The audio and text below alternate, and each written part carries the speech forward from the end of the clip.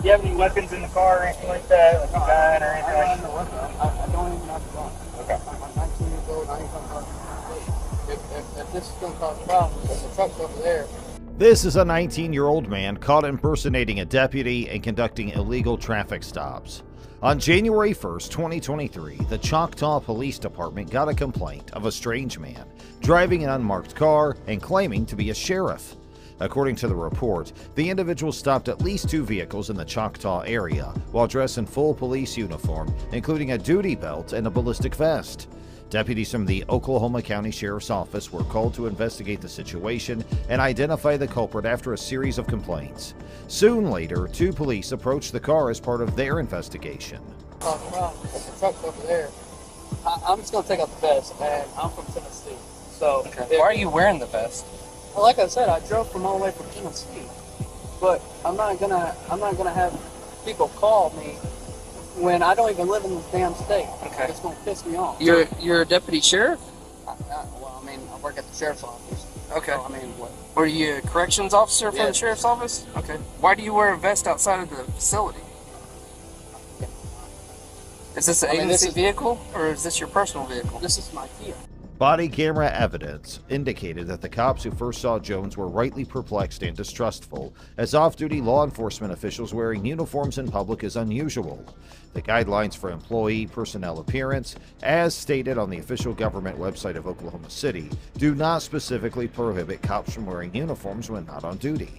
However, it can be suggested based on the standards for appropriate badge display, which indicate that badges should not be prominently shown while the employee is off duty.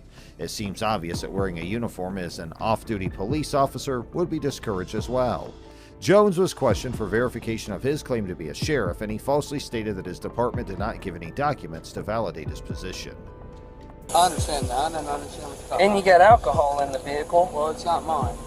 Well, that's beside the point. It's my girlfriend, But, and I don't drink. So well, it doesn't matter. You realize transporting open container, if any of that's opened or partially missing, that it doesn't matter whose it is. If you're in the vehicle with it, you can be arrested for transporting open container. Well, I mean, like I said, it's not. I literally, it's not mine. She bought it. She lives up there in Luther. Have you ever heard the phrase of when guys get hemmed up for drugs in their pockets and they say these pants aren't mine? You realize how stupid that is? Clear traffic 0955. Okay. So let's stop saying it, all right? Okay. The cop was watching what was going on when he saw an open bottle of alcohol in Mr. Jones's car. When this was brought to Mr. Jones's attention, he said it wasn't his. But the officer said it didn't matter who owned the alcohol because Mr. Jones would be charged with an open container violation if it was found in his car. After this conversation, the officer was worried about the sheriff's patch on Mr. Jones's bulletproof vest. He stressed that Mr. Jones was neither a sheriff nor had the power to make arrests. Also, the officer said that their drinking habits didn't matter, and he emphasized that carrying an open bottle, no matter who owned it, could get them arrested if it was found in their car. So did you get out of your car or something here in the parking lot? Okay, I got out of the car. Yeah. There was a truck that he looked at me. That's all I did. I never said anything like law enforcement wise or nothing. He looked at me and he was laughing. So I just like go to his car and I was like, "Did you eat me or something like that?" That's it. And I just like walked away. Okay. The second cop on the scene asked Mr. Jones about the person who was said to be in a truck that Mr. Jones had stopped a few minutes earlier. This person would later be very important to the way things turned out. Mr. Jones said that the person had been looking at him, so he went up to the person and asked what was going on. It's important to note that Mr. Jones's version of what happened was very different from what the department heard, which was that Mr. Jones had pulled people over with bright lights. See if he'll give us a contact number for a supervisor at work or something. I'm gonna shut this other door. If you have contact, I wouldn't worry about the jail thing right now. I really don't want to with the beer card. Like I said, it's not in my possession, right? It is in your possession. It's in your car. By you owning the vehicle, it being in your vehicle, it sitting beside you, that is considered possession. I understand that. And I've not put up I'm going to try, we're I'm trying to work with you here. I know. Mr. Jones gave the cop permission to search his car and said that he didn't have any problems with it. As a protection for the safety of the cops involved, the officer asked Mr. Jones to get out of his car and take off his ballistic vest. After this request, Mr. Jones was put in the back of a police car while the two officers who were already there looked into what was going on. Second. All right, tell me exactly what you just said. Because he was dressed like a cop. Yeah. He had a sheriff thing, but it had sheriff written on the side of it. Right. And I live on 62 off of Adam Road. He was sitting in a driveway 250. right beside 62 Highway. And I pulled up and I was staring at him because he was in there kind of cockeyed. As the officers continued their investigation, the subject who had initially made the 911 call pulled over in close proximity to them. They engaged in a conversation with the officers, and the entire interaction was recorded on their body cameras. It is worth highlighting that the sequence of events recounted by Mr. Jones differed significantly from the story provided by the subject. Yeah, I already know I'm going to jail. All right. Turn around and face the other way. Put your hands behind your back. You're under arrest for impersonating law enforcement, all right? And then you also have a charge for transporting an open container. Wow. My girlfriend could pick up my phone. Not at this time. You know how long I'm going to be in jail because I'm from Tennessee? Okay. Based on what the subject had said up to this point, it was clear that Mr. Jones had been pretending to be a police officer and had committed a major crime. The police now had a lot of proof that these claims were true. So the officers did what they needed to do and arrested Mr. Jones for the crime of pretending to be a law enforcement officer. They also told Mr. Jones that he would be charged for having an open container on him. Now, let's move on to the next story. Good, how y'all doing? Yeah, she was the driver. He was in the pickup truck. That's all I'm saying. Not hurt or anything? No, I'm good. Okay. Just need your license, registration, insurance? That's it. 155 Berkeley, 28 West Virginia. Ocean 9 V Victor 311. Ocean 9 V Victor 311. Split on a silver and color Lexus. Oh. That's silver or tan? Silver. Okay. I was going crazy for a minute. I'm good if y'all. Good, we're good, man. Yep. Alright. Yeah, except for one. Hey, thanks too. How y'all relate to each other?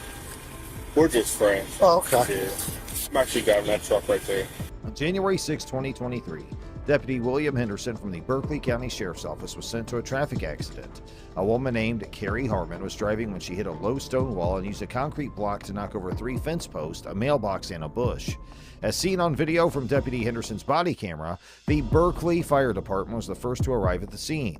Even though Miss Harmon didn't seem hurt, she slurred her words and moved slowly.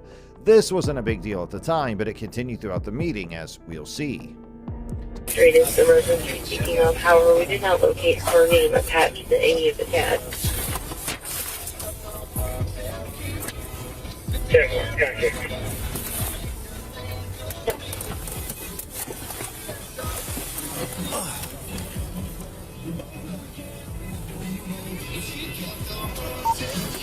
114, 137, make contact over there.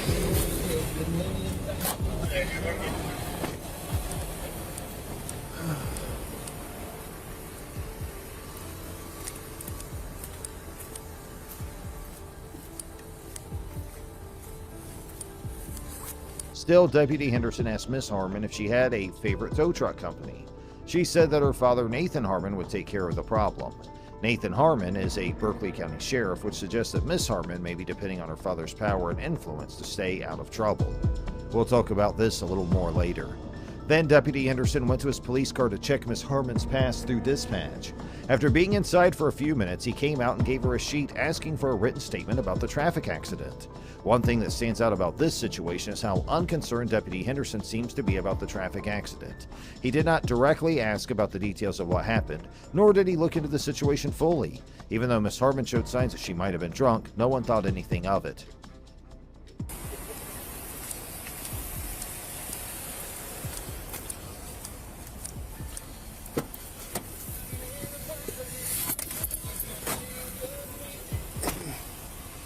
Is your neighbor's home, you think? Or? I think she's home. She's a nurse. Okay. I went over there after I got the phone 911, Okay. knocking on the door and ringing her doorbell, but I haven't gotten an answer. She's a nurse, I think, in Winchester, Okay. so I don't know if she's... Yeah, I just gotta leave her some information, that's all. So I just I see the vehicle, but Yeah, so. that's the one she regularly drives. Okay, thank you. At this point, Deputy Henderson went to the Berkeley County Sheriff's Office and got a digital camera. Officers often use these cameras to take pictures of accident scenes to go along with the written accounts from patients or witnesses. Deputy Henderson did a good job with many of his duties, but he forgot to find out if Miss Harmon was at fault for the accident or if she was drunk, which were both important parts of the investigation. Continuing with the incident, Deputy Henderson walked up to Miss Harmon's car as she was finishing her written statement. The two talked briefly about what happened. During this talk, Miss Harmon made a claim that a deer might have been involved. She said she either veered into the wall while trying to miss the deer or hit the deer on the right side of her car. This should have hit me. I'm telling you. For it to look like that, it's gotta hit me. I saw that motherfucker on the right hand side and I'm like, oh no. It's either swerve or you hit it. Oh man. You don't like stuff because you got open shoes on.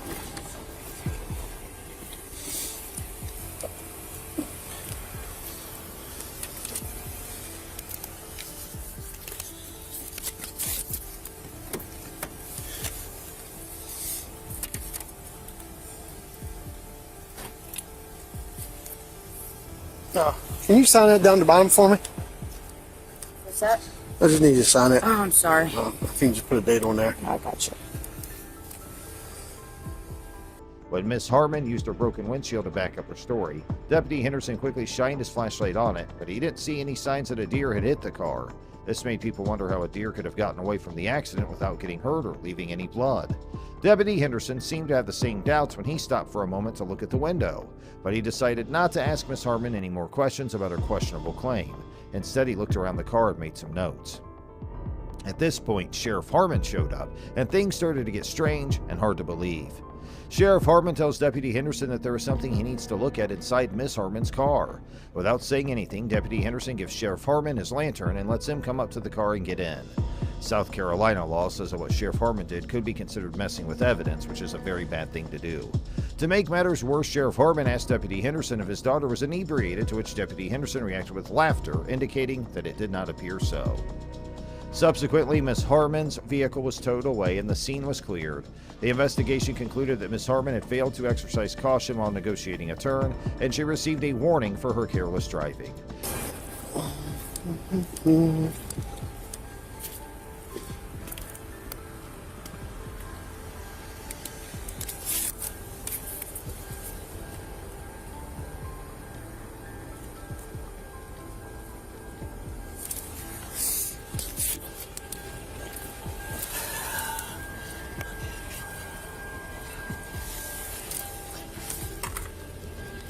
However, the situation took a concerning turn when portions of a Snapchat video shared on Facebook showed Miss Harmon expressing gratitude for her father's presence at the scene, implying that Sheriff Harmon may have intervened in the investigation to protect his daughter from the consequences of driving under the influence. In response to these suspicions, Sheriff Harmon issued a statement a few days later, claiming that he responded to the scene purely to ensure his daughter's well-being and denying any interference or direction given to the investigating officer. The official report released by Deputy Henderson did not indicate any suspicions of drug or alcohol use, and Ms. Harmon's driver condition was deemed normal without any effort to confirm her fitness to drive. Notably, the report did not support Ms. Harmon's claims of a deer strike, contradicting her written statement that she was following a car when she was hit by a deer on her right passenger side. And now comes our third story. In this story, a group of children in Lorain, Ohio were subjected to police harassment on the excuse of jaywalking. However, further investigations proved that the event was staged by the police officers involved. On February 15, 2023, a 16-year-old kid and his cousin, and a friend, crossed West 27th Street and made their way to the boys' residence. An unmarked police car containing a Lorain police officer and an agent from the Bureau of Alcohol, Tobacco, Firearms, and Explosives drew up to the scene, according to surveillance video from the family security camera. The cops attempted to converse with the lads, but they already were inside the residence and the officers were unable to make contact. Mary Hildreth, the 16-year-old's mother, watched the incident from the front door and approached the cops to inquire about the issue. Notably, the kid showed no symptoms of escaping the cops, instead quietly entering the house when the car arrived. This particular element becomes important as the situation progresses.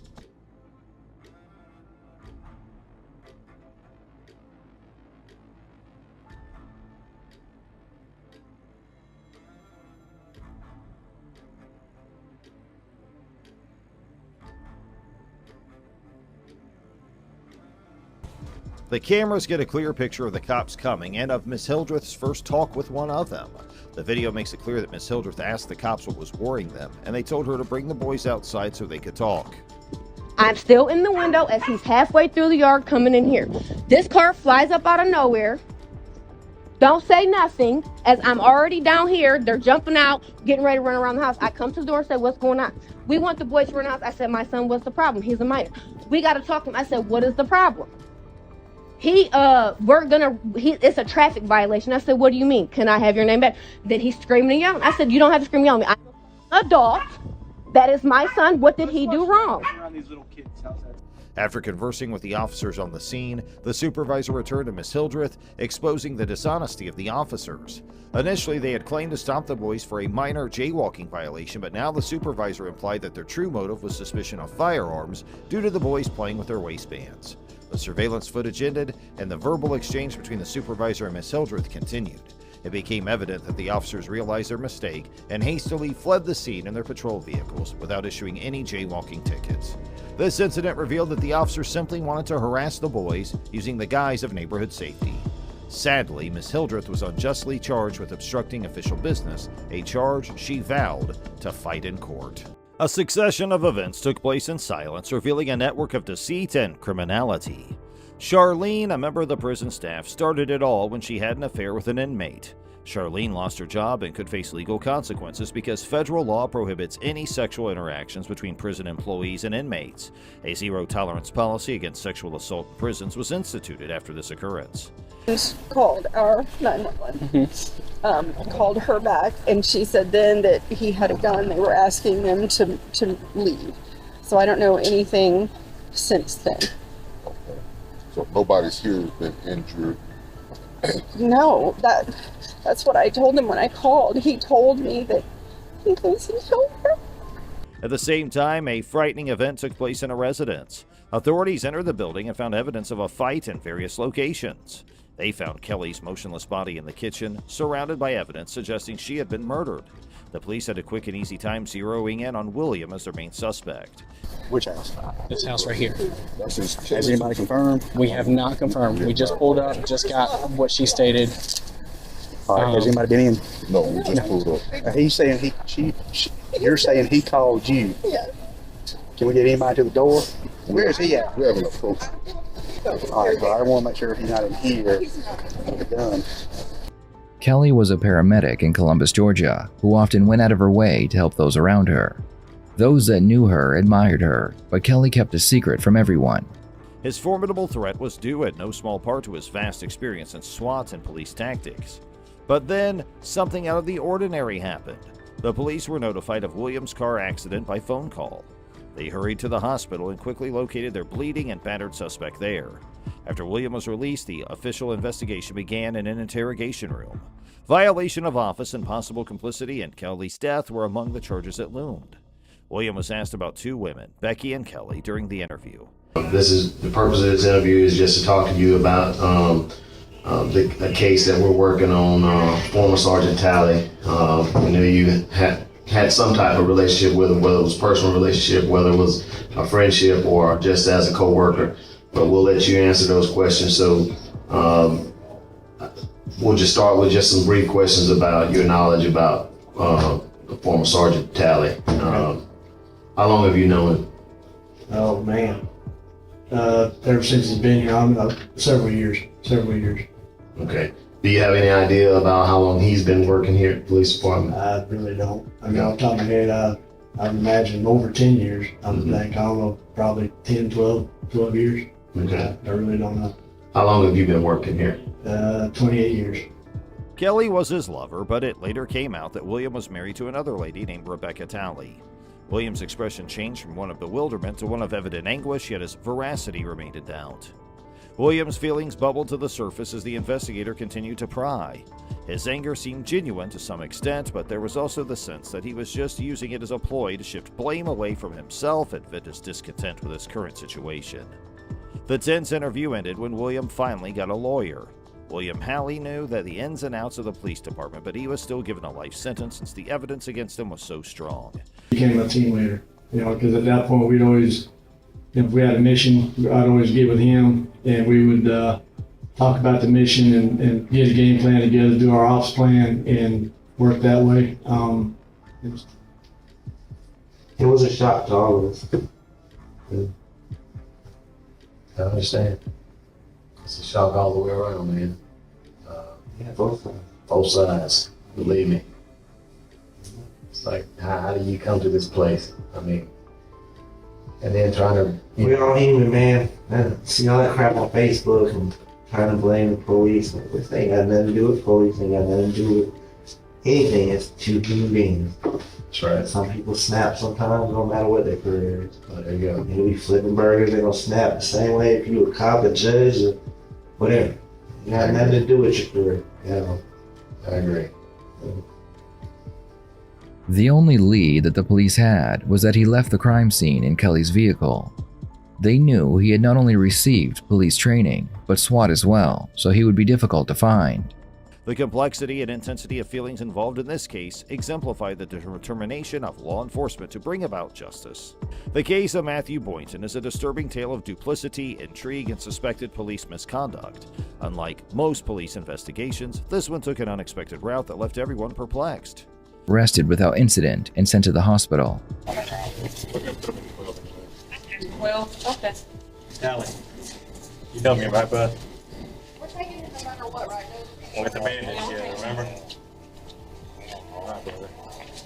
We're gonna take care of you now. You ready for the handcuffs?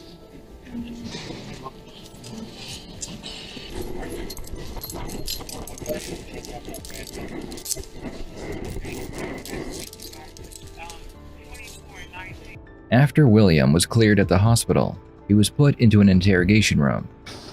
Hey, man. Like some water? Sure. A cup of coffee? You sure? Well, we got a bottle of water here just in case you need it.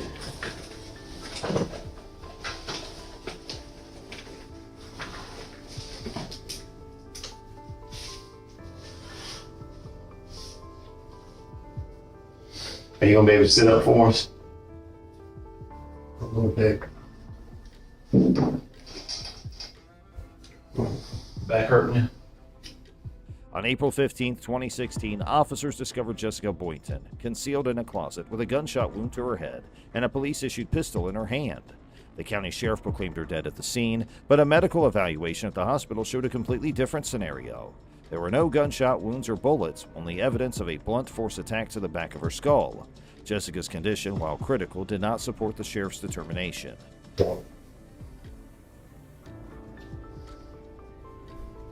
You know how long you been in the hospital? Days. Days. Yeah.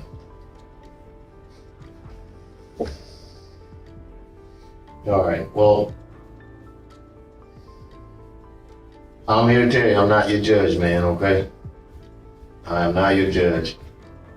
But we brought you over here, hopefully we can give a better understanding of maybe what happened on Saturday, Sunday, and hopefully we'll get your side of that, and you can kind of help shed some light on what happened out there, okay?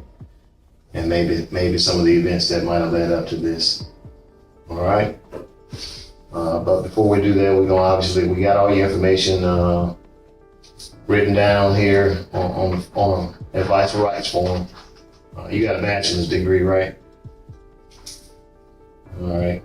And so we're gonna advise you of your rights, and then we'll kind of go from there. Okay. Matthew Boynton, a key figure in this confusing case, emerged as a leading suspect. He stated he received a text message from Jessica indicating she was thinking about suicide.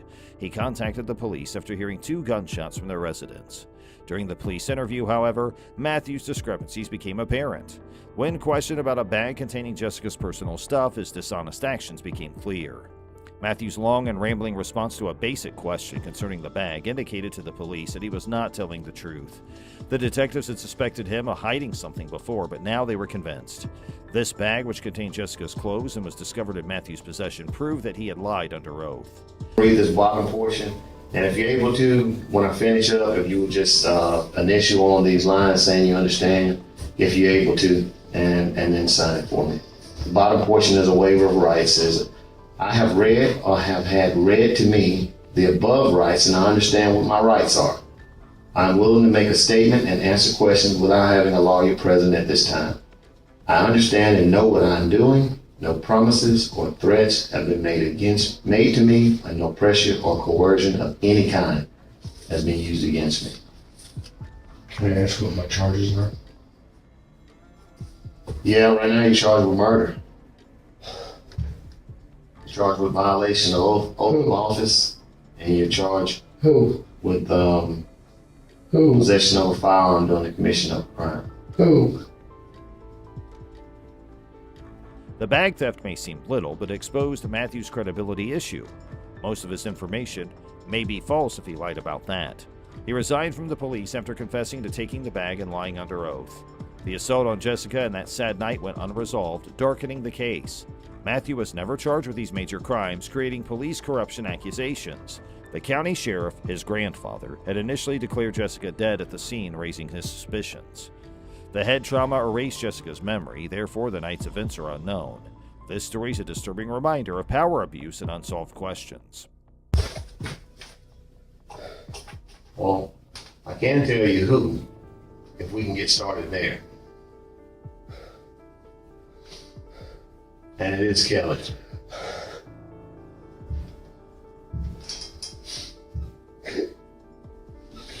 No! Don't do that. No! No! Tally, come on. Tally. Bill. Billy.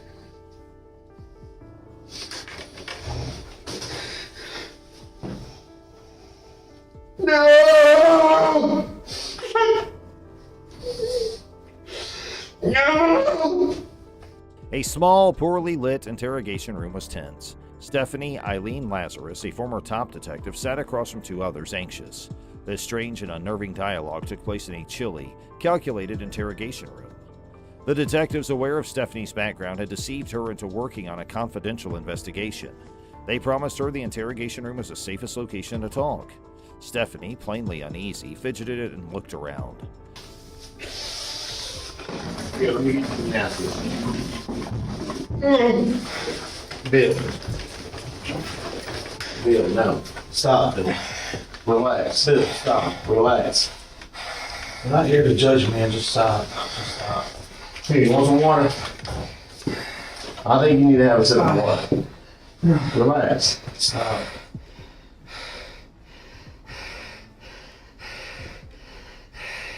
It's all unnecessary, Bill. If you don't want to talk to us, that's fine, but let's not do this, okay? Okay? Let's not do this, okay? The 1986 murder of Sherry Rasmussen went unsolved for 23 years. Shot 3 times, Sherry was found dead at home. It was initially assumed to be a bungled burglary, but the inquiry failed. Due to her intricate love triangle with Sherry and John Rutten, Stephanie was a potential candidate based on fresh DNA evidence. The investigators approached John warily, sensing Stephanie's uneasiness. Stephanie's irritation was clear. Her breathing accelerated and she got defensive. She strongly denied murdering Sherry and demanded to know if she was suspected.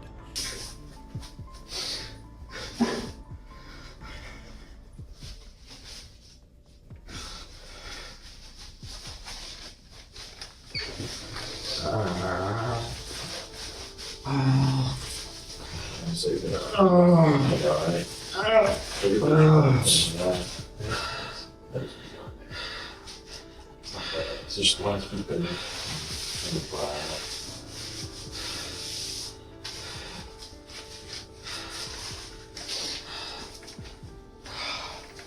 Bill, you don't want to talk to us?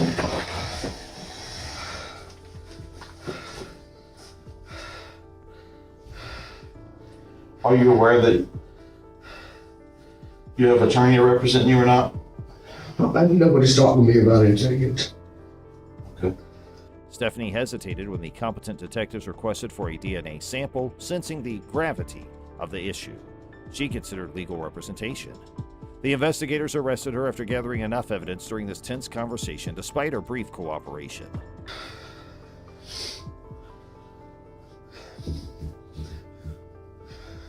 Who else did hurt? Right now you're hurting yourself. I don't care about me. Well, who else did I hurt? There's no one else. I keep hearing when people whisper, or whispers. You keep hearing whispers? Okay, well, what whispering do you hear? No, tell me the truth. Okay, there's no one else hurt. Okay. Everybody else is okay.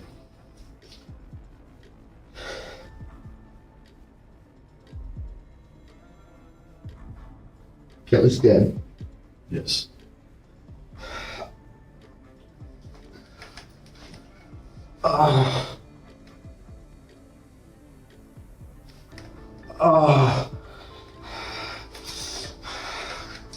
Bill, let's not do this.